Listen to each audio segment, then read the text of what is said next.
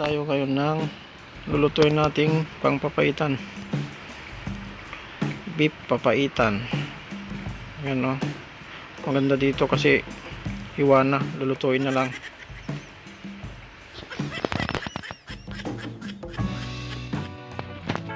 Ito yung napili nating pangpapaitan, may kasama ng lemon, may sili pa, free.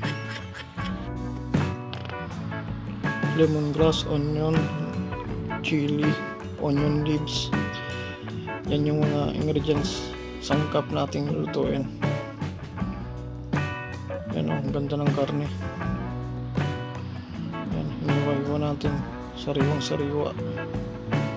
Ang ganda ng pagkakahiwa. Tapos pakuluan natin ang karne. Tapos pag pinakulo natin, sabay na natin ang lemon.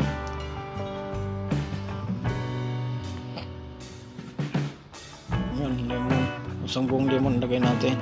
Tapos lagay na natin yung lemongrass.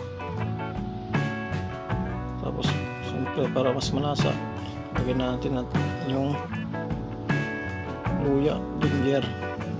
Yan. Tapos takpan natin. Ayan natin lumambot. Pakuluan lang natin. Ayan, kumukulo na. Check natin. Ayan. Ayan natin lumambot.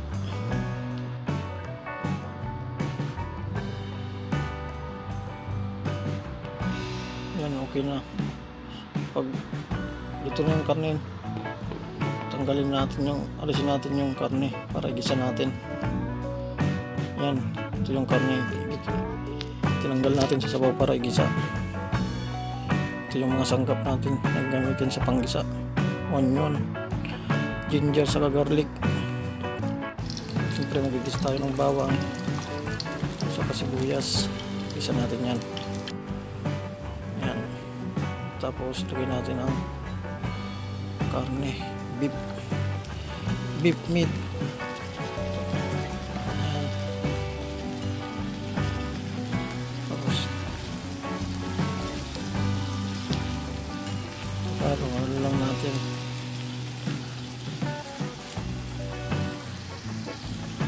Halo parang sampurado.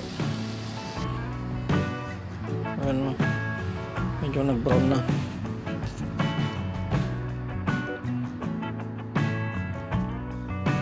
Ayan lang natin, ganyan lang. Tapos yung sabaw kanina na gamit natin, wag po natin itatapon kasi yun ang gagamit natin mamaya. Pag nagisa natin to, ilagay natin yan sa sabaw niya kanina, yung palambutan natin. Gisa lang na ganyan.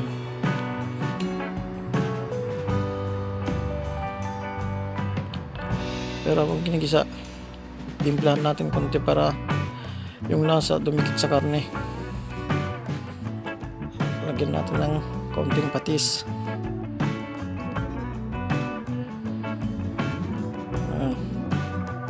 Palasa sa karne para dumikit yung lasa. Tapos paminta.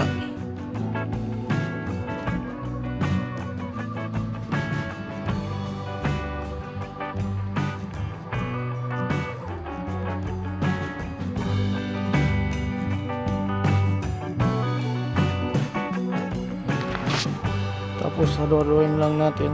Ayan natin maging kulay brownish yung karne para mas malasa. Mas malasa kasi sa akin pag kulay brownish yung karne. Siguro mga 5 to 10 minutes gisa natin.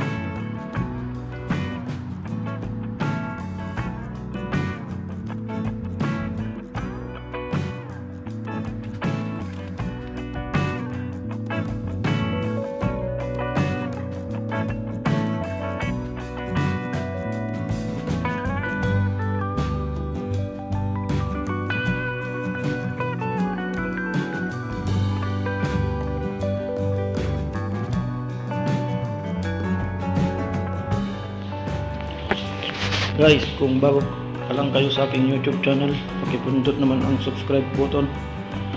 Pakipindot na rin ang notification bell para update kayo sa aking mga susunod na video. Tapos ilagay natin ang beef cubes. Ayan. Ayan, beef cubes, halu-haluin lang.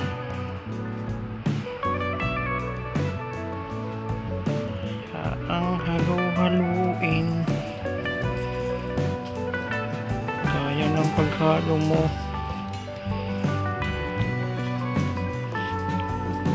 Halo mo ng halo-halo.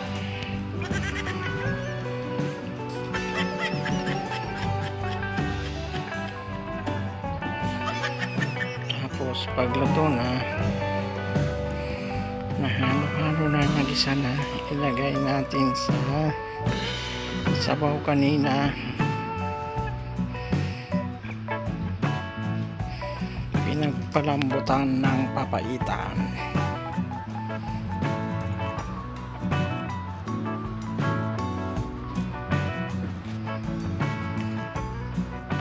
Ayan, okay na. Pwede na natin isalang. Itong ginasa natin, ilagay natin sa sabaw kanina. Ito yung sabaw na ginamit natin pang pakulo kanina, pang palambot. Ayan. Ilagay natin ulit dyan, tapos takpan natin. Antayin natin kumulo. Ayan, nakulo na. Wow. Tapos pag nakulo na, okay na yan kasi malambot na eh. Kanina pa natin ito napakuluan na natin kanina. Lagyan natin yung papaitan mix. Ayan. Wala kasi silang ko dito ang papait. Yan ang gagamitin natin, papaitan mix. Tapos takpan lang natin. Tapos ilang kulo lang yan, luto na kasi malambot na yung karne.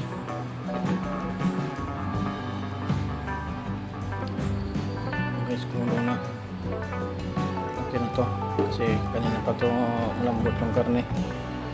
Ay gisin na rin natin kaya malambot na to.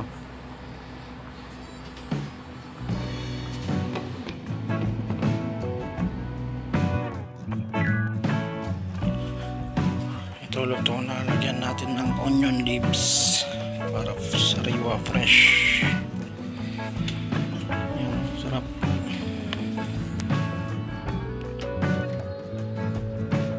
Sabaw pa lang, ulam na. Kain na.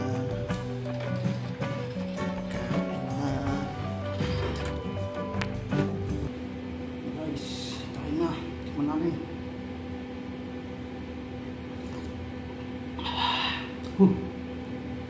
Sarap.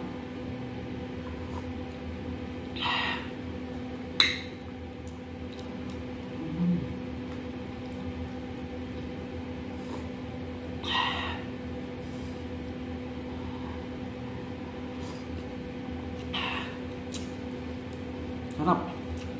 Kain na ako.